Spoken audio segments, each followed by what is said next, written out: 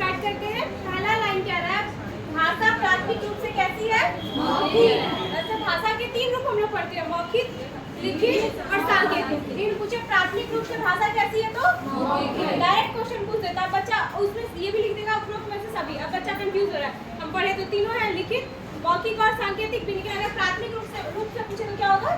मौखिक भाषा। दूसरा कह रहा भाषा क्या है? यादृच्छिक या स्वतंत्र होता है, जिसके माध्यम से हम अपने विचारों को प्रकट करते हैं। भाषा कैसी होती है? स्वतंत्र होती है। भाषा कैसी होती है? स्वतंत्र होती है। तीसरा कह रहा है भाषा के माध्यम से हम सोचते, महसूस और चिंतन करते हैं। अब देखिए हम कुछ भी चिंतन कर रहे हैं, अच्छा हुआ आदमी ने हमको मार दिया था, हम तो उसको छोड़ेंगे नहीं, तो क्या करते हैं भाषा के माध्यम से हम क्या करते हैं? सोचते हैं और चिंतन करते हैं, महसूस करते हैं। ठीक है, भाषा के माध्यम से हम क्या करते हैं?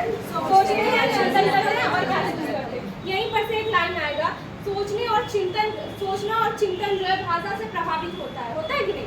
होता है। अगर हम जब तक मेरा भाषा अगर सही नहीं है तो हम क्या कर सकते हैं? सोच भी सही नहीं सकते, चिंतन भी सही नहीं कर सकते। ठीक है, तो भाषा के माध्यम से हम क्या करते हैं? सोचते हैं और चिंतन करते हैं। भाषा अस्थिर होता है। कैसा होता है? अस्थिर। देखते हैं आप अपने गांव में कुछ और भाषा बोलिए, दूसरे दिन नानी घर गए वहाँ कोई और भाषा बोला जा रहा है, बुआ के यहाँ गया वहाँ कोई और भाषा बोला जा रहा है, तो भाषा क्या होता है? अस्थिर होता है, स्थिर नहीं होता है। ठीक है, भाषा अर्जन और सीखा हुआ व्यवहार है। क्या है? भाषा क्या होता है? अर्जन भी होता है और सीखा हुआ व्यवहार भी होता है। भाषा को क्या करते हैं? अनौपचारिक रूप से परिवार में भी सीख लेते हैं और कभी कभी क्या करते हैं? स्कूल जाके औपचारिक रूप से भी सिखा जाता है। तो भाषा क्या है? अर्जित भी है और सीखा हुआ व्यवहार भी है। बच्चे के स्कूल की भाषा और घर की भाषा में क्या होनी चाहिए? समरूपता होनी चाहिए। क्या होनी चाहिए? समरूपता। अब बच्चा घर में हिंदी में पढ़ रहा है, स्कूल जाकर डायरेक्ट उसको इंग्लिश में पढ़ाया जाए तो क्या बच्चा सीख पाएगा? नहीं सीख पाएगा। तो बच्चों की स्कूल की भाषा और घर की भाषा में क्या होनी चाहिए? समरूपता होनी चाहिए। इसीलिए एनसीएफ 2005 क्या करता है? प्राथमिक स्तर के बच्चों को उनकी मातृभाषा में शिक्षा दी जानी चाहिए।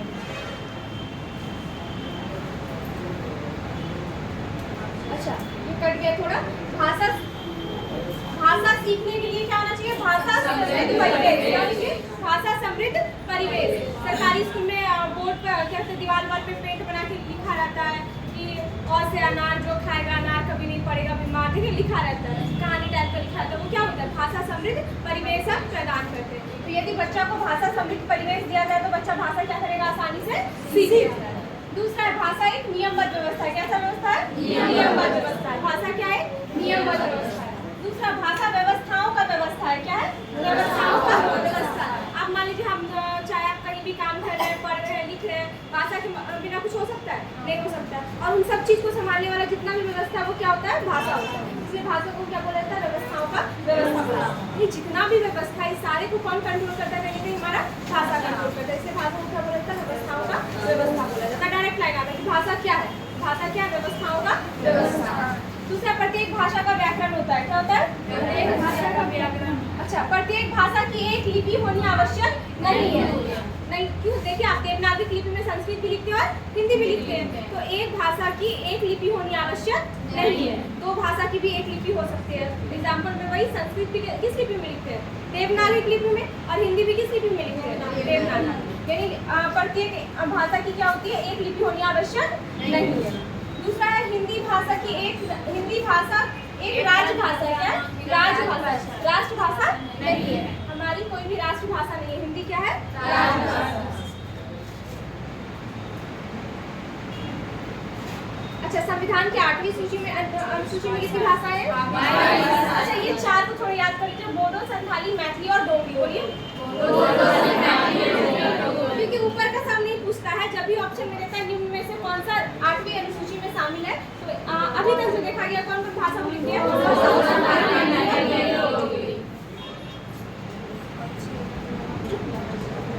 ये कुछ शास्त्रीय भाषाएं कौन कौन? तमिल, संस्कृत, कन्नड़, तेलुगु, मलयालम, उड़िया। तमिल, संस्कृत, कन्नड़, तेलुगु, मलयालम और उड़िया। ये कौन सा भाषा है? शास्त्रीय भाषा। कौन सा भाषा है? शास्त्रीय भाषा। चलिए क्वेश्चन आ गया। क्वेश्चन क्या रहा है? निम्नलिखित में से कौन सा भाषा के विषय में सत्य नहीं है? पहला, प्रत्येक भाषा की लिपि होती है? नहीं होती है। प्रत्येक भाषा की लिपि नहीं होती है। दूसरा, भाषा के लिए लिपि आवश्यक नहीं है? सही है। प्रत्येक भाषा का व्याकरण होता है। भाषा प्राथमिक रूप से मौखिक होती है। क्या पूछ रहा था? रिलेटिव वाला। पहला नंबर आंसर हो जाएगा। चलिए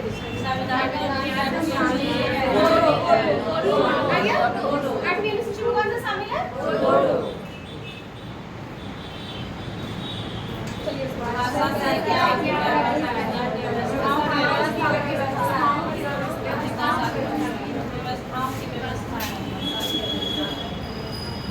यही सही होगा।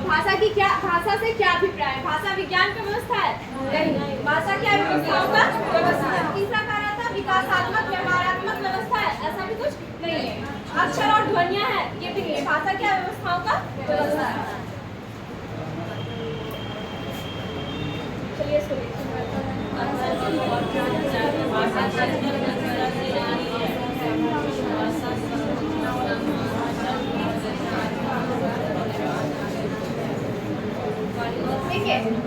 स्टेटमेंट ए जो कह रहा है भाषा चिंतन प्रक्रिया से जुड़ी होती है ना। दूसरा कह रहा है भाषा संभाषण की संरचना। अच्छा, संभाषण मतलब बातचीत, संभाषण मतलब बातचीत होता है। भाषा संभाषण की संरचना और संभाषण कार्यों का अभ्यास करने में मदद करता है, यानी बातचीत करने में हमको मदद करता है। यानी ए भी सही है और बी भी सही है, तो दोनों क्या है? सही है। तो आंसर क्या हो जाएगा? तीसरा नंबर। देखिए यही होता है फेस करना क्वेश्चन को। अभी हम लोग संभाषण में फंस जाते हैं। एक बार देख लिया, ये वर्ड आएगा तो हम लोग याद रहेगा। संभाषण मतलब क्या होता है? बातचीत करना, संवाद करना। चलिए इसको देखते हैं। भाषा विशेषता नहीं है,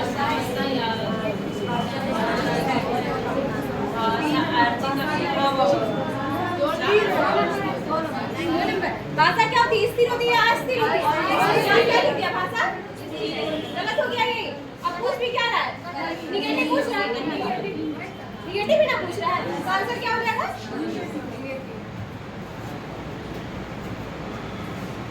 सर आ गया क्या? इसका देखिए भाषा सीखने में सर्वाधिक महत्वपूर्ण है। भाषा समृद्ध परिवेश।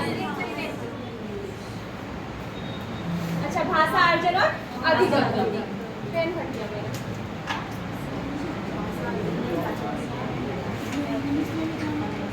भाषा अर्जन एवं अधिगम।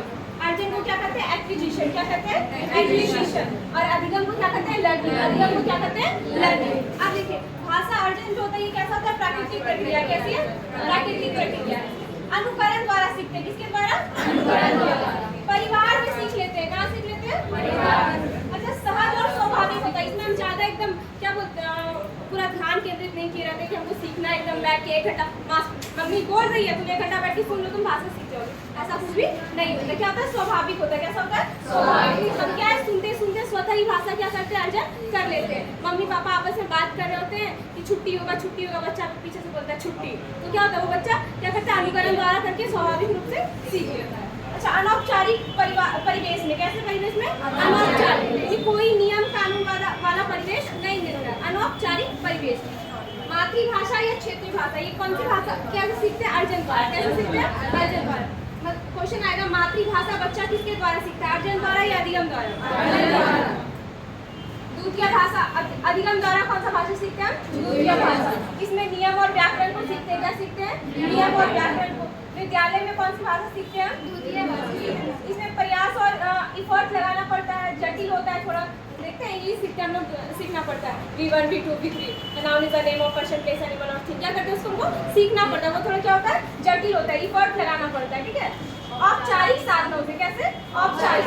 फॉर्मल रिसोर्सेज क्या होता है? जहाँ नियम कानून फॉलो करना हो, जैसे स्कूल में सीख लेते हैं, कोचिंग में जाके सीख लेते हैं, वो क्या होता है?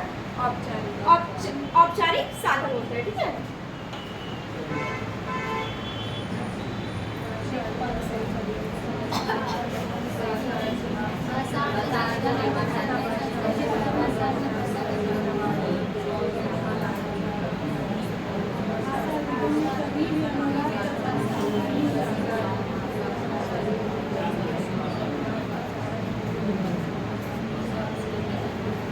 कौन सा होगा आंसर?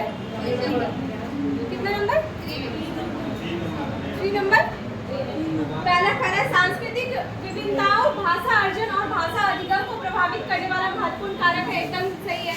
अगर बच्चा अलग अलग संस्कृति से आया है तो उसको अर्जन और अधिगम करने को भाषा प्रभावित करेगा। अब एक बच्चा बांग्ला से आया है, वो बांग्ला भाषा बोल रहा है, बांग्ला भाषा बोल रहा है और उसका यहाँ लेते हैं एक विद्यालय में जहाँ संस्कृत भाषा में पढ़ाई हो रहा है, तो उसके लिए क्या होगा, भाषा अर्जन करना थोड़ा मुश्किल हो जाएगा। ठीक है। दूसरा कह रहा है भाषा अर्जन में विभिन्न संकल्पनाएं मातृभाषा से बनती है। एकदम सही है।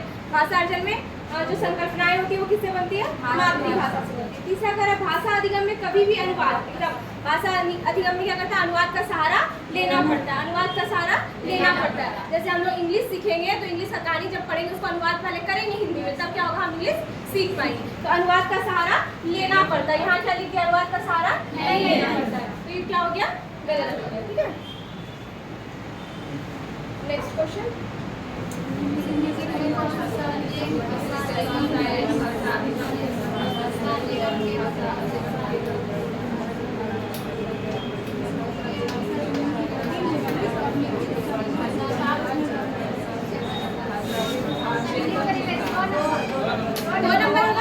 बच्चा को अगर भाषा अधिगम सिखाना है तो बच्चा कब तेजी से गति से सीखेगा, जब उसको मुद्रित एवं लिखित समृद्ध परिवेश में, मुद्रित एवं लिखित समृद्ध परिवेश, वही दीवार पे चार्ट बना हो, कहानी लिखा हो, कविता लिखा हो, तो क्या होगा, बच्चा आसानी से भाषा को अधिगम कर पाएगा। ठीक है। अच्छा, अधिगम जो होता है वो चेतन प्रक्रिया होता है। कैसा प्रक्रिया होता है, चेतन होता है, अचेतन नहीं होता है। कैसा होता है, चेतन। बच्चा पूरा कंसस होकर एकदम दिमाग खोल के उसको क्या करना पड़ता है, भाषा अधिगम को सीखना पड़ता है। ठीक है।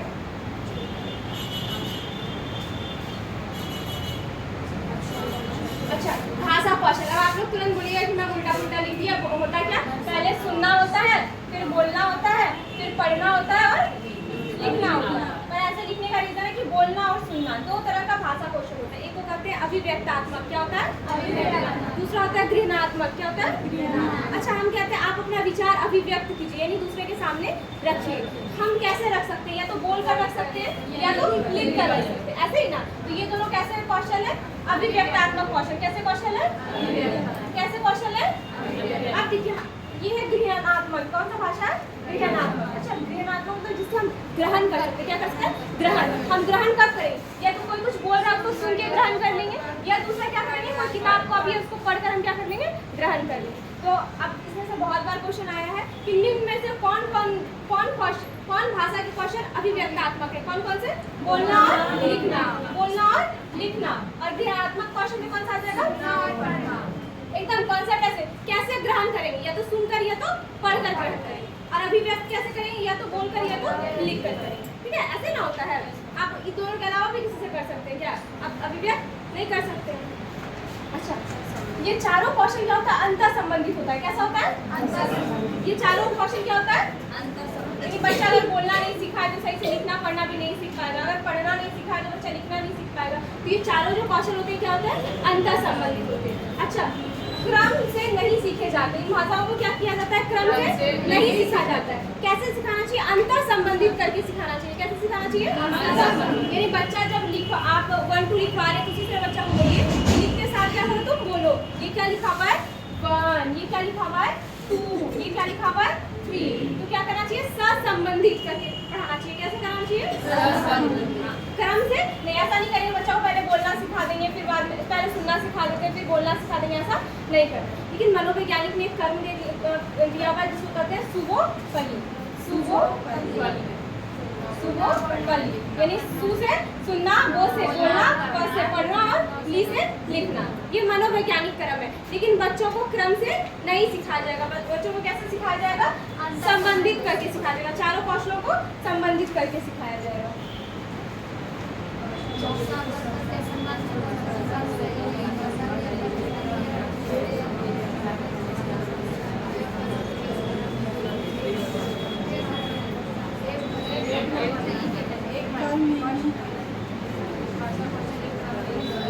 कौन सा हो जाएगा, 1 नंबर। क्या करें, भाषा कौशल एक क्रम में ही अर्जित किए जाते हैं। अभी तुरंत बताएं क्या होता है, एक क्रम में अर्जित नहीं किए जाते। क्या होता है, उसको सहसंबंधित करके। दूसरा करें, भाषा कौशल एक दूसरे को प्रभावित करते हैं। ये तो सही है, प्रभावित करते हैं। भाषा कौशल एक दूसरे से संबंधित है, ये भी सही है। चौथा करें, भाषा कौशल एक क्रम में अर्जित नहीं किए जाते, एक क्रम में अर्जित नहीं किए जाते, ये भी सही है। तो गलत क्या हो गया, गलत।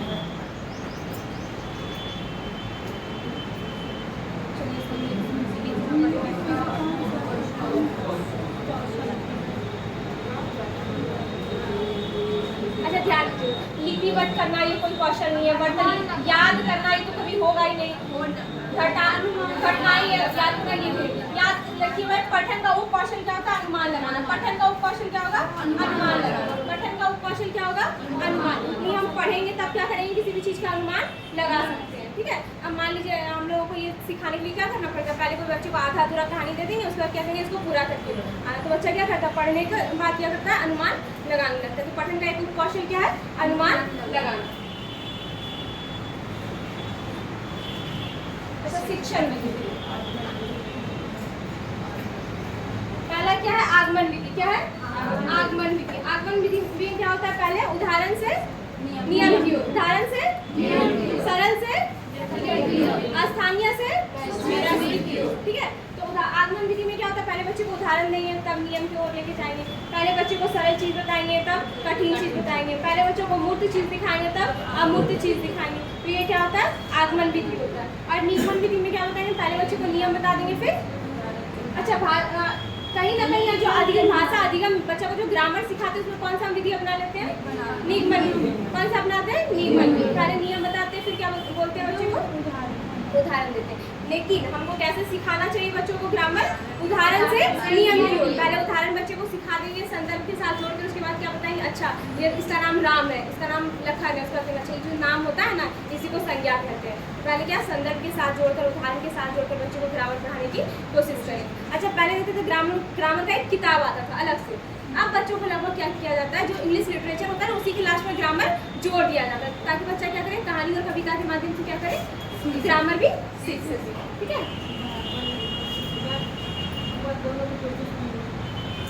एक होता है आगमन विधि। क्या होता है? आगमन विधि। इसमें कहाँ से पहले बच्चे को क्या बताएंगे? उदाहरण। क्या बताएंगे? उदाहरण। फिर कहाँ जाएंगे? नियम बताएंगे। यानी पहले बच्चे को बता देंगे कि कोई भी चीज़ पढ़ा है तो उसका उदाहरण देंगे, ठीक है। जैसे तुमको पता है राम है, इसका नाम लखन है, तो ये क्या बताइए? पहले उदाहरण दिए, इसके बाद बताएं कि राम और लखन क्या है? संज्ञा है। तो पहले क्या बताएंगे? बच्चों को उदाहरण देंगे, फिर क्या देंगे? नियम देंगे। दूसरा इसमें सरल से जटिल, पहले जो है बच्चों को क्या क्या देंगे? सरल चीज़ देंगे जो बच्चे आसानी से सीख सके। उसके बाद जटिल की ओर लेके जाएंगे। पहले बच्चों को मूर्त चीज़ों से अवगत कराएंगे। पहले कोई वर्ग वगैरह या आयत वगैरह पढ़ाना है, या कॉफा या अल्फ़ाबेट, या तो आजकल तो उसका भी क्या आता है? बना हुआ आता है स्ट्रक्चर, ए लिखा हुआ टाइप का ऐसा बना हुआ, ऐसा मतलब हार्ड थोड़ा ये प्लास्टिक वगैरह का बना आता है। तो पहले क्या करेंगे? मूर्त चीज़ों से अवगत कराएंगे, फिर क्या करेंगे? अमूर्त की ओर लेके जाएंगे। तो ये क्या होता है? आगमन विधि। हमको पढ़ाना कैसे चाहिए? आगमन विधि से। कैसे पढ़ाना चाहिए? आगमन विधि से। और निगमन विधि में क्या होता है? पहले हम नियम बताते हैं। क्या बताते हैं? नियम बताते हैं, फिर जाके क्या करते हैं? उदाहरण देते हैं, ठीक है।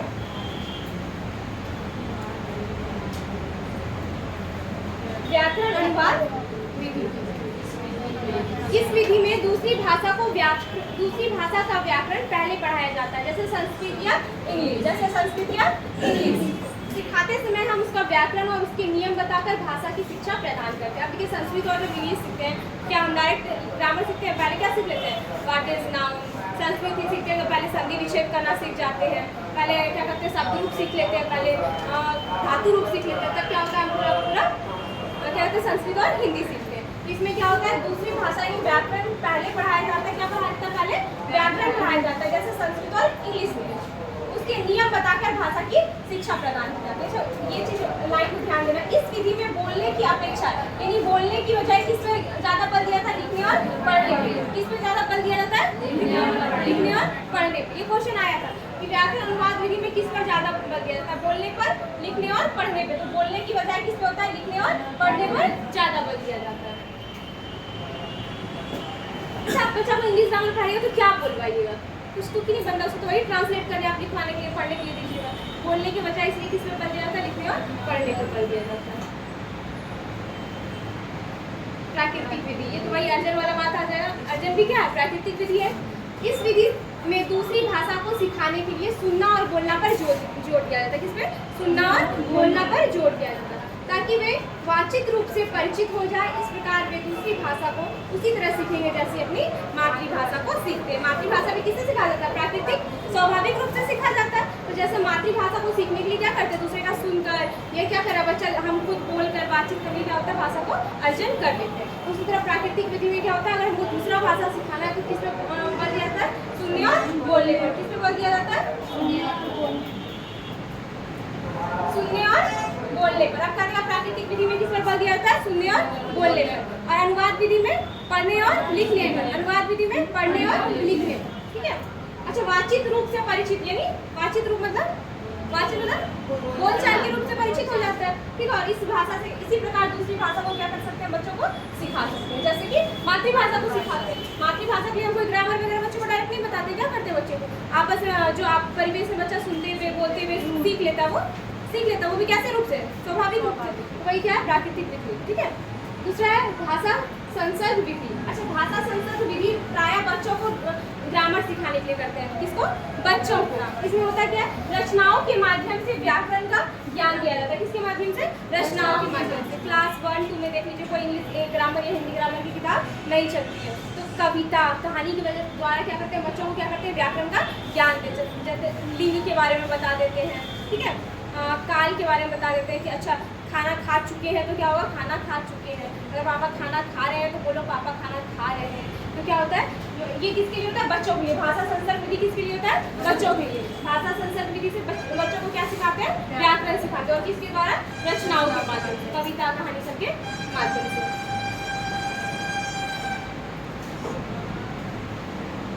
मस्तिष्क उद्वेलन विधि, मस्तिष्क उद्वेलन विधि, यानी बच्चों के सामने ऐसा समस्या रख दीजिए ताकि जो बच्चे के मस्तिष्क को क्या करे, झकझोर कर रख दे। बच्चा खुद सोचने लगे, बच्चा खुद विचार करने लगे। अब मान लीजिए कोई बच्चा अकेले साइकिल चला के जा रहा है और साइकिल का चेन गिर गया, तो बच्चा खुद उसके दिमाग में आएगा, अच्छा चेन गिर गया, चलो एक काम करते हैं, हाथ से उंगली से चढ़ा देते हैं। तो क्या होगा, वो जो पहला आइडिया आया बच्चे के दिमाग में, वही क्या कहलाता है, ब्रेन स्टॉर्मिंग या मस्तिष्क उद्वेलन कहलाता है। तो ये विधि में क्या होता है, बच्चों के सामने आप ऐसा समस्या रख दीजिए ताकि बच्चा का मस्तिष्क खुद झकझोर उठे और बच्चा खुद सोचना स्टार्ट कर दे। ये कौन सा विधि होता है, मस्तिष्क उद्वेलन विधि। उसमें होता है प्रत्यक्ष विधि, क्या होता है, प्रत्यक्ष विधि। इसी को कहते हैं डायरेक्ट मेथड, क्या कहते हैं, डायरेक्ट मेथड। अच्छा, इसमें क्या होता है, कोई अनुवाद वगैरह का सहारा नहीं लेते। मान लीजिए एक बच्चा है जो कहाँ रहता है, बिहार में, कहाँ रहता है, अब बिहार के बच्चे को इंग्लिश एक्सेप्शन में नहीं आता, वरना हम बिहार के बच्चों को इंग्लिश कितना आता है, आपको पता है। ये छोड़ दिए, बिहार के बच्चों को कहाँ भेज दिए हम, चाइना। कहाँ भेज दिए, कहाँ भेज दिए, चाइना। अब चाइना में इसको अनुवाद करके देने वाला कोई नहीं है, ठीक है। चाइना में या जो भी होता है उसको अनुवाद करके उसको इंग्लिश में या हिंदी में कोई नहीं देगा। तो जब बिहार का बच्चा चाइना जाएगा तो चाइना का आदमी को देखेगा, अच्छा ये चुई चाय कह रहा है, इसका मतलब हो रहा है खाना दो। तो क्या होगा, सुन के समझ के वो क्या हो जाएगा, सीख जाएगा। यहाँ कोई भी अनुवाद वगैरह या किसी दूसरी भाषा की सहायता नहीं ली जाती है। तो डायरेक्ट मेथड क्या होता है, जब एक भाषा से आप दूसरा भाषा सीख लेते हैं, वो भी बिना किसी सहायता के, बिना किसी अनुवाद के, तो क्या होता है, डायरेक्ट मेथड होता है। एग्जाम्पल ये याद रखना कि बिहार के बच्चे को कहाँ भेज देंगे, चाइना भेज देंगे, वहाँ इसको अनुवाद करके देने वाला कोई नहीं है, भाषा को बिल्कुल भी नहीं जानता है, लेकिन रहते रहते वो सीख जाएगा और समझ जाएगा। तो ये कौन सा विधि होता है, डायरेक्ट मेथड या प्रत्यक्ष विधि। मस्तिष्क उद्वेलन। अच्छा, मस्तिष्क उद्वेलन क्या होता है, आपके सामने कोई भी हम समस्या रखें, ठीक है। मान लीजिए अगर अभी आपका बैग लेके भाग जाए तो आप क्या कीजिए, आपके दिमाग में आया होगा, अगर मेरा बैग लेके भागी तो हम फटाक से इसके पीछे भागेंगे, पहला आइडिया आया दिमाग में। यही जो पहला आइडिया होता है दिमाग में, इसी को कहते हैं मस्तिष्क उद्वेलन। यानी बच्चों के सामने आप ऐसा समस्या रखें कि बच्चा खुद उस समस्या का समाधान ढूंढने लगे, ठीक है। उसी को क्या कहते हैं, मस्तिष्क उद्वेलन विधि कहा जाता है। यानी बच्चे के दिमाग को झकझोर करके रख दे, बच्चा सोचने पे क्या हो जाए, मजबूर हो जाए, और वो जो पहला आइडिया दिमाग में आएगा उसको क्या कहते हैं, ब्रेन स्टॉर्मिंग, मस्तिष्क उद्वेलन। अब क्वेश्चन आ जाएगा कि बच्चे के सामने कोई समस्या रखी जाती है और उस समस्या का बच्चे के सामने कोई समस्या रखी जाती है, तो बच्चे के मस्तिष्क में आने वाली प्रथम समस्या का सुझाव क्या कहलाएगा, तो क्या कहलाएगा, मस्तिष्क उद्वेलन यानी ब्रेन स्टॉर्मिंग कहलाएगा, ठीक है। दिक्कत क्या, चलिए इसको देखिए।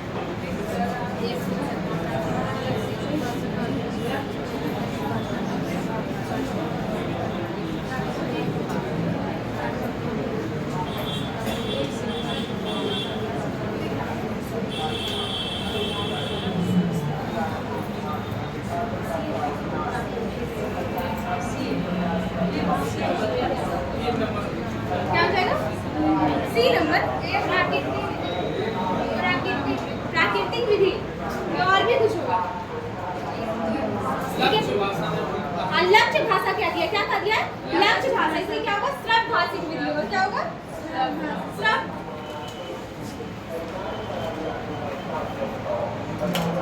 क्या हो जाएगा, श्रव्य भाषिक विधि हो जाएगा। यही कह रहा है, एक शिक्षक भाषा का अभ्यास कराने के लिए लक्ष्य भाषा में गहन मौखिक बातचीत का प्रयोग कर रहा है।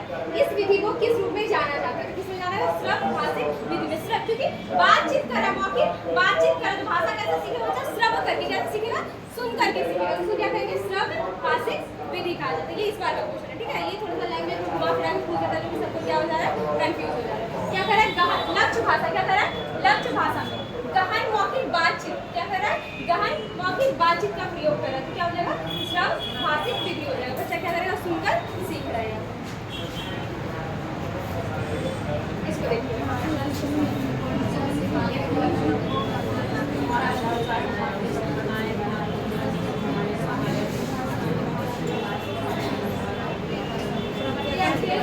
बिना किसी हेल्प का क्या मातृभाषा का प्रयोग नहीं कर रहे, अनुवाद नहीं कर रहे, फिर भी भाषा बच्चा क्या हो रहा है? दूसरा भाषा सीख जा रहा है। बिहार का बच्चा क्या सीख रहा है? चाइना का भाषा सीख जा रहा है। कौन सा विधि होगा? प्रत्यक्ष विधि हो जाएगा।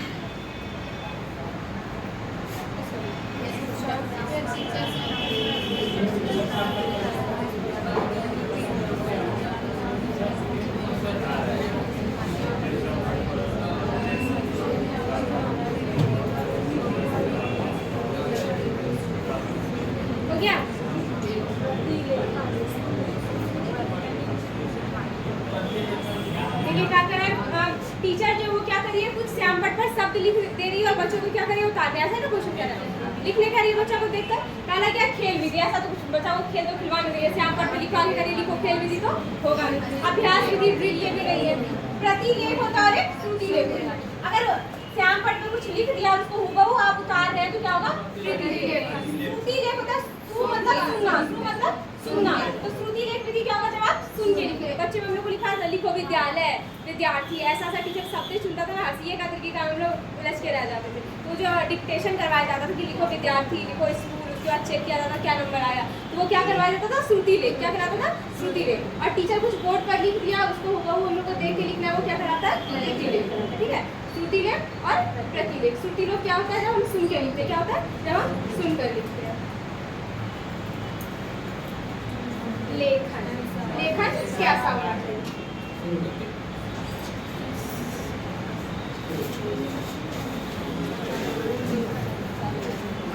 लेखन कैसा होना चाहिए? सुसंगति होना चाहिए। कैसा? सुसंगति होना चाहिए, संगठन होना चाहिए या सुसंगठित होना चाहिए। ठीक है। दूसरा क्या? स्पष्ट उद्देश्य होना चाहिए। जो हम लिखे उसका उद्देश्य क्या हो? स्पष्ट हो। हम लिखते काकी के, तुम, तुम, ऐसा कुछ लिखने से क्या होता? उद्देश्य लिख रहा है तो क्या होगा? लेखन कैसा होना चाहिए? जिसका स्पष्ट उद्देश्य। व्याकरण की शुद्धता हो। क्या हो? व्याकरण की शुद्धता हो। रचनात्मक हो। कैसा हो? रचनात्मक हो। विचारों को प्रोत्साहन दे। क्या करें? विचारों को प्रोत्साहन दे। ठीक है। यानी लेखन कैसा होना चाहिए? सुसंगत होना चाहिए, सुसंगठित होना चाहिए। दूसरा स्पष्ट उद्देश्य होना चाहिए। यानी जो बच्चा लिख रहा है उसका क्या होना चाहिए? उद्देश्य स्पष्ट होना चाहिए। उसमें व्याकरण की शुद्धता होनी चाहिए, रचनात्मक होनी चाहिए, विचारों को प्रोत्साहन मिलना चाहिए। अच्छा, यहीं से क्वेश्चन आएगा, प्राथमिक स्तर पर बच्चों को हिंदी सिखाना का उद्देश्य क्या है? उनकी वर्तनी में शुद्धता करना, ऐसा कुछ नहीं है। क्या प्राथमिक स्तर पर जो बच्चा को भाषा सिखाते हैं उसका उद्देश्य होता है कि बच्चा अपनी मन की बातों को सही रूप से व्यक्त कर पा रहा है या नहीं कर पा रहा है। इसलिए बच्चे को क्या सिखाते हैं? भाषा सिखाते हैं, ना कि उसके वर्तनी में या फिर क्या कहते हैं लिखावट में शुद्धता के लिए। ठीक है।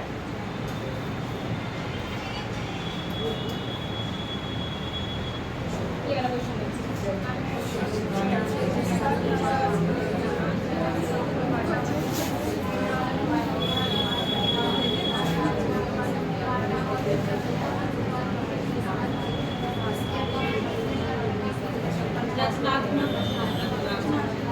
क्या हो जाएगा?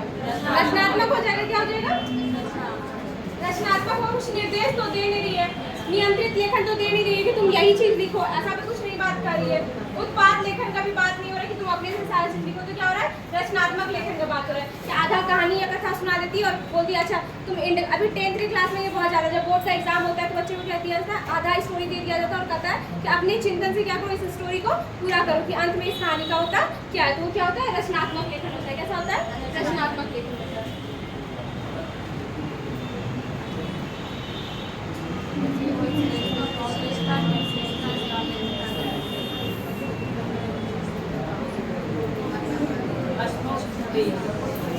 स्पष्ट उद्देश्य तो होना ही चाहिए लिखने का। अच्छा संगठन या सुसंगठन, व्याकरण, शुद्धता भी होना चाहिए। क्या मौखिक रिपोर्ट प्रस्तुत करना। बात लेखन का हो रहा है तो मौखिक रिपोर्ट प्रस्तुत करके क्या फायदा। तो कौन सा गलत हो जाएगा, मौखिक रिपोर्ट प्रस्तुत करना।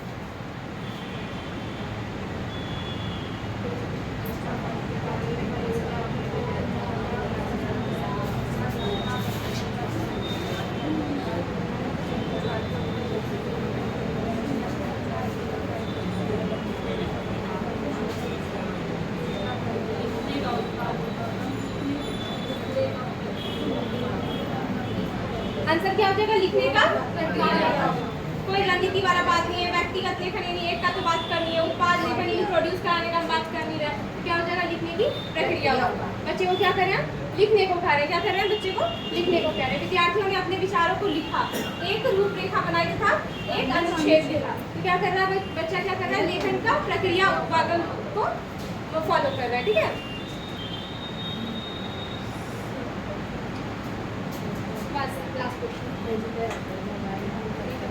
फटाफट पढ़ लेते हैं। एक अध्यापक कक्षा 8 के विद्यार्थियों को निम्नलिखित लेखन प्रदत्त कार्य देती है, इसे इस कार्य का लेखन कहेंगे। 4 के समूह में आपस में चर्चा करो, मुख्य विचार बिंदु को लिखो और एक रूपरेखा तैयार करो।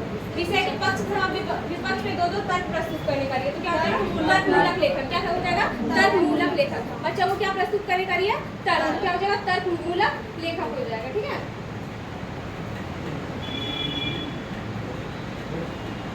कक्षा 6 की एक अध्यापिका अपनी कक्षा में निम्नलिखित कार्य करवाती है।